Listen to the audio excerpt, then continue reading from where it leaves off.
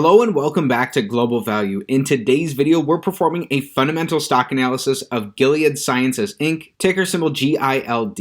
So we're looking at Gilead today as a subscriber request. Currently, the business is trading for $86.01 per share. Over the past year, Gilead's stock price is up 20%. So this is in stark contrast to the overall market, with the S&P 500 being down over this period. So we want to analyze the business to understand what are we missing? What could the market have possibly discovered about this business this past year that's led to this kind of outperformance? Over 5 years, however, Gilead's stock price is only up about 4%. Over 10 years, though, they're compounding at a rate of 8% annually. And going back prior to the global financial crisis, Gilead is compounding at a rate of 14% annually. So keep in mind that Gilead does pay out dividends. Right now, they have a 3.5% dividend yield, which is about twice as good as that of the yield from an S&P 500 ETF. And over this time frame, Gilead's average dividend yield would be in addition to this compounded annual return. So it looks like they are solidly outperforming the S&P 500 over the past nearly 2 decades or so. So Gilead is about $6 below their 52-week high. They're a little under $30 above their 52-week low,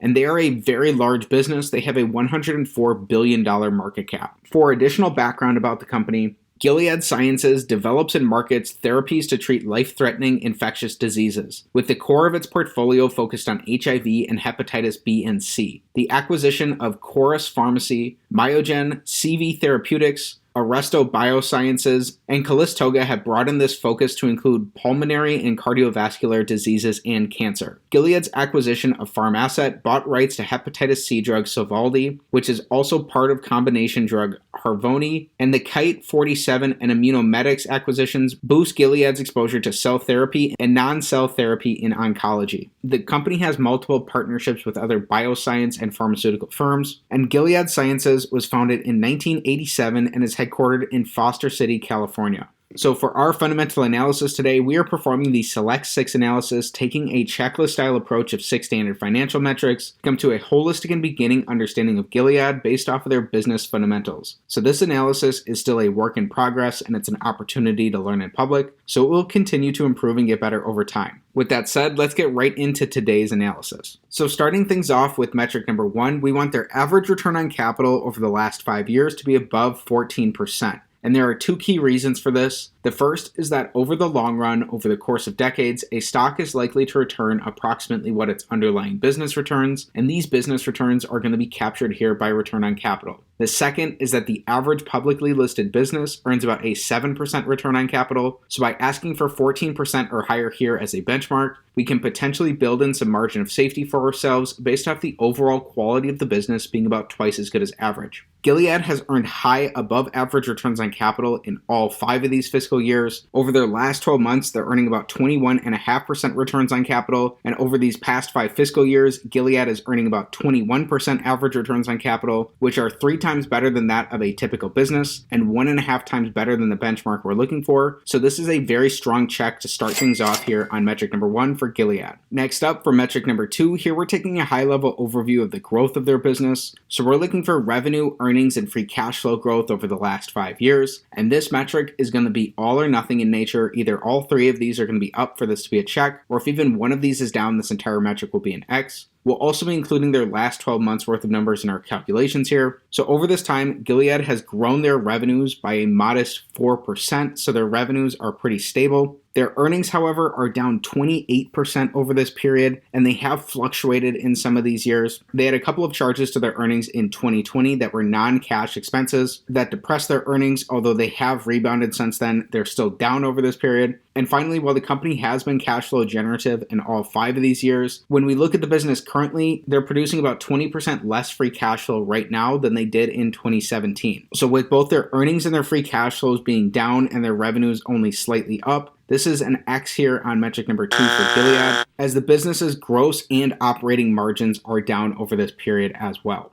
Next up for metric number 3, here we're taking the perspective of an individual shareholder in the business by looking at Gilead on a per share basis. So we're looking for earnings per share growth over the last 5 years. Again, we learned that their earnings are down over this. However, we also want to look at what they've done in terms of their shares outstanding. Likely a good sign for long-term shareholders in the business, Gilead has had modest share buybacks over the last 5 years. They've repurchased around 4% of their shares, which is important because when you purchase a share of stock, what you're really buying is a fractional ownership percentage in that underlying business. business. And so when a business buys back shares by decreasing the amount of stock that they have outstanding, they're increasing your ownership percentage in the business, which ultimately increases the percentage of the business's profits that you're entitled to without you having to spend a dime. So it's almost as if the company is making a partial acquisition of itself. And so just like with any other acquisition, we want the company to be getting more value than the price that they're paying. You'd likely want to dig in and understand at what share prices these buybacks were occurring to understand that definitively. However, even with these slight share buybacks, that does not outpace how their earnings have declined over this time frame. And so with the company only earning $2.64 per share over their last 12 months, this is another X here on metric number 3. Looking at their income statement, the company did have a $1.2 billion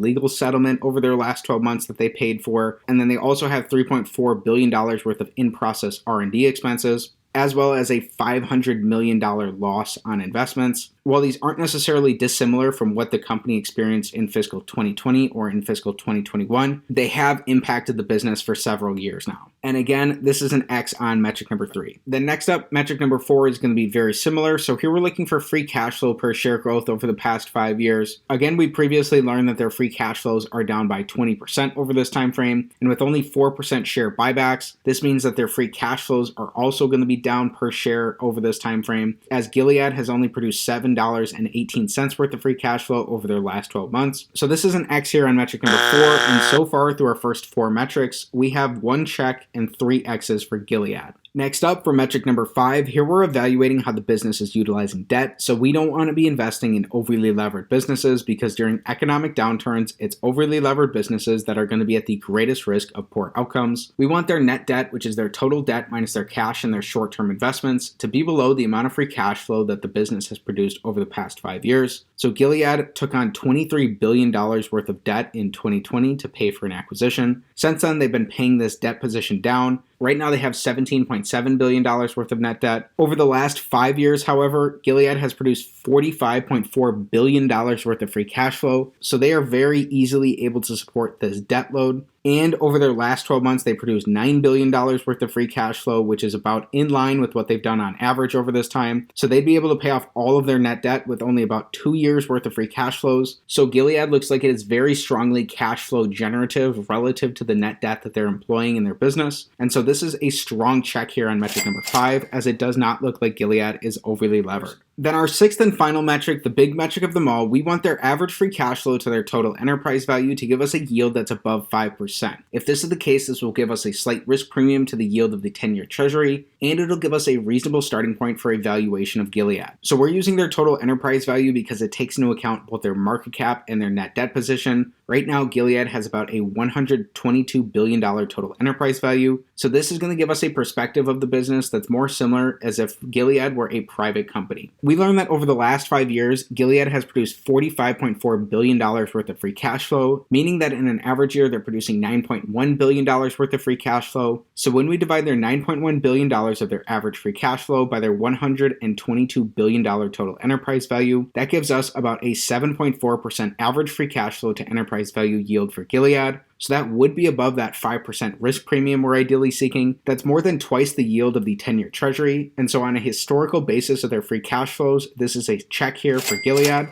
As we learned in the previous metric, they produced $9 billion worth of free cash flow over their last 12 months. So to get a current free cash flow to enterprise value yield for Gilead, when we divide their $9 billion of their last 12 months of free cash flow by their $122 billion total enterprise value, that gives us about a 7.3% current free cash flow to enterprise value yield for the business. So both on a current and an average basis here, it does look like Gilead would be potentially offering an attractive risk premium in comparison to the yield of the 10-year treasury. This is a strong sign here on metric number 6 across the board. Just because this is a check here does not mean that you're going to necessarily run out and go buy the business. This just means that Gilead is likely a candidate that you would want to do more work and dive in deeper to understand if you're interested in the business. Keep in mind that this analysis is not financial advice and that it's meant to be holistic in nature. So this is just one of our 6 metrics. And while these metrics are simple on their own, when they're combined together, they can be very powerful. And we've still got some interesting stuff to cover for Gilead. Then here as a bonus, we're looking at Gilead's dividend profile. So again, Gilead is paying out a 3.5% dividend yield, which is nearly twice that of the yield of an S&P 500 ETF currently. However, people make mistakes all the time by blindly chasing dividends, so it's important to stop and look at the underlying fundamentals of a business like we've been doing, and to look to see whether that company is able to support their dividend payouts with either their earnings or their free cash flows depending on the type of business. So for Gilead, we want the business to support their dividends with their free cash flows, and they've been able to comfortably do this in all 5 of these past years. Even over their last 12 months with their free cash flows being down from where they were in 2017, they've been able to comfortably support their dividends, and Gilead has increased their dividend payouts per share in all 5 of these years. So it does look like the business's dividends are in healthy shape, especially relative to the strong free cash flows that the company is bringing in, and it looks like the company has a nice healthy margin in terms of their dividend payout ratio. So while this is a snapshot of the past 5 years of performance for Gilead, and it's not necessarily a guarantee for the future, it does look like their dividend is in healthy shape, and as long as they maintain their free cash flows, it looks like it should be sustainable going forward.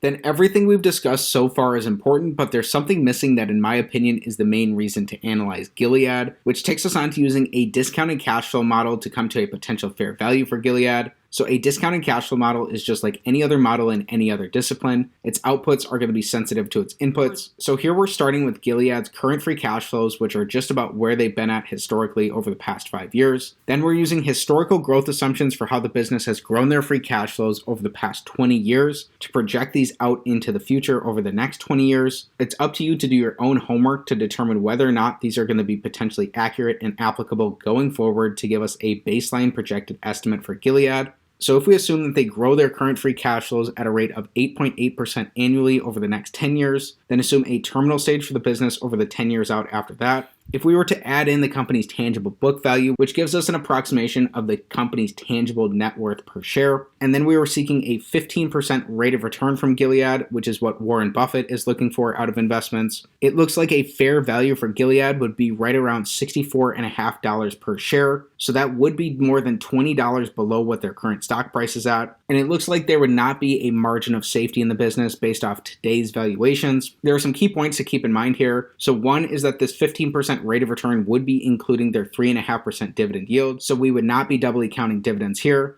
Then as a pharmaceutical business, there are reasons why Gilead's future free cash flows may not be as predictable as they would be for some other businesses in some other industries. So it may be harder to understand the business's future free cash flows, which again is really why it's important to dig in and do more work here if you're interested in the business. Then also please keep in mind that this type of analysis is not financial advice. It's not a buy or sell recommendation of any security. And before considering any potential investment decision, please consult with the properly licensed and registered legal and financial professionals. So in just a minute, we'll talk about our summary for Gilead, but we have to address something first. What are some of the qualitative aspects about this business, especially the qualitative factors that support the key points for either a potential long or potential short thesis of Gilead Sciences? So starting with some of the key points around a potential long thesis. Number one, Gilead's pipeline could begin to see more blockbuster launches, particularly if Trodelvy is able to see solid data expanding its approved indication. Number two, guidelines that aim to improve diagnosis and treatment rates and new prophylaxis use provide strong tailwinds for growth in HIV. And number three, Gilead markets several single tablet regimens for HIV and its next generation products with better long-term safety profiles led by Genvoya and Biktarvy are boosting the company's market share. Then for some of the key points around a potential short thesis for Gilead. Number one, Gilead needs to rapidly convert HIV patients to newer products like Biktarvy to avoid a significant hit to sales as key patents began to expire in 2020.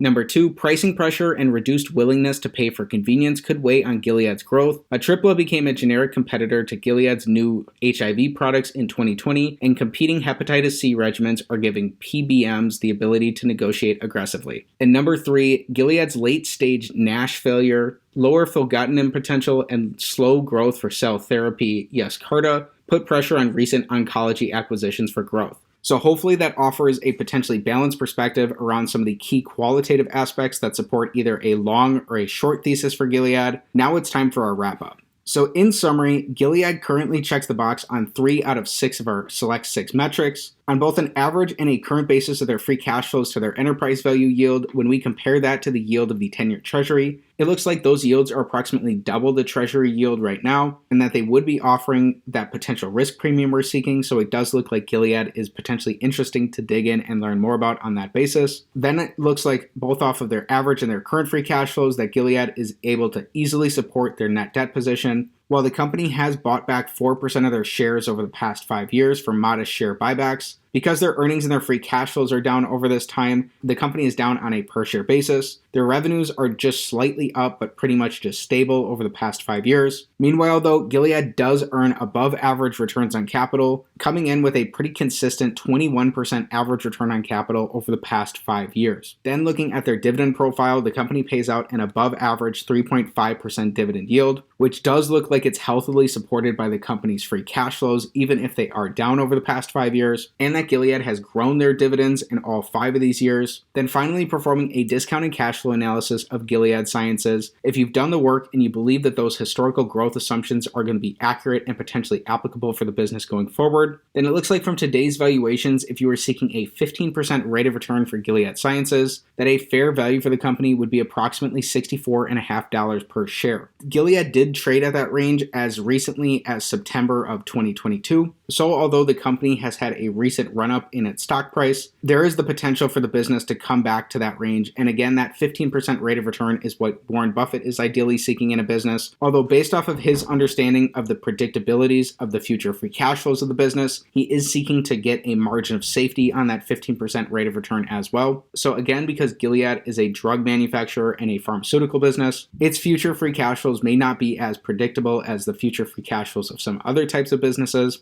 So there are reasons why this may not be potentially accurate going forward for the company. So it's worth reiterating that this type of analysis is not financial advice, it's not a buy or sell recommendation of any security, and before considering any potential investment decision, please consult with your financial advisor. This analysis instead serves as a beginning and holistic understanding to help you determine whether it's worth your time and energy to dig in and learn more about Gilead. One resource that will definitely help you stay up to speed with what's going on in the market and help you learn more about the business is Seeking Alpha. Checking out Seeking Alpha directly supports the channel as I'm part of their affiliate program. So most of you probably know Seeking Alpha as a source of community-written articles on different stocks. But over the past little while, they've actually become a lot more than that with their new offering, which is Seeking Alpha Premium. Premium has a number of different features where you can track buy, hold, and sell ratings on your favorite stocks. These ratings are from the Seeking Alpha community, Wall Street analysts, and Seeking Alpha's algorithm. You can see earnings call transcripts, investor presentations, SEC filings, and press releases all in one place. You can add your own margin of safety targets and get alerts for when your favorite stocks hit that level. You can get unlimited access to Seeking Alpha articles, and you can tailor your reading experience based on the type of investor you are. You can get 10 years of financial data on any stock to help you with your analysis. You can also import your portfolio into your Seeking Alpha dashboard to make researching easier. And if that didn't convince you, the best thing is that an annual plan is only $119. That's just 33 cents per day through my referral link down in the description below. Normally premium is $239, but if you use my link, it's 50% off. So check it out if you're interested. So as a value investor, you're ultimately trying to conduct this research as if you're going to own 100% of a business, and you can truly understand the ins and outs of that company and understand the underlying essence of Gilead. So through this deeper research, you'll learn more about the qualitative and the quantitative aspects of the business, and you'll likely be able to determine for yourself what a reasonably appropriate intrinsic value for Gilead Sciences will be. So with that said, that's it for today's fundamental stock analysis of Gilead Sciences Inc., ticker symbol GILD.